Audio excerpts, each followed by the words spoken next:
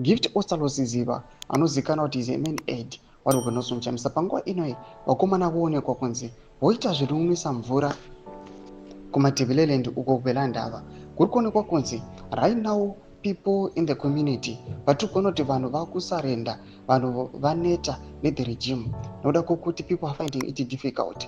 Panapa vakutsvaka ma-alternatives and right now tiri kuona kuti vari kuuya vachiassociata nema-adgonosomchamisa aids noti wasubscribe like on the bell icon.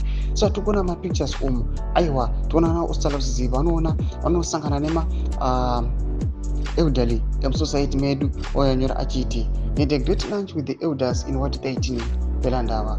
Our community is a beautiful mix of the old generation and the millennials with the certain few middle age people. Early too is so months. We take time to sit down with our elders and listen to their wise counsel and guidance. When you are young, it's easy to get caught up in many struggles and overlook the things that truly matter. We discuss the state of our community, traditions, unfinished tasks, and the expectations of those who have paved the way. Very somber, thought-provoking conversations full of wisdom, important and valuable moments in our journey.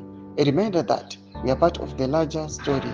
And yes, the journey can be long, winding and at times challenging, but moments like these make it worthwhile. Thomas Kwantogwa na Ostalosiziva achiti aiwa tambowana mukana wekumbosangana the community panguva ino vanhu vachishare maviews vachionesana panguva ino pari kuonekwa kunzi munyika yeZimbabwe people they are finding it difficult to earn a living.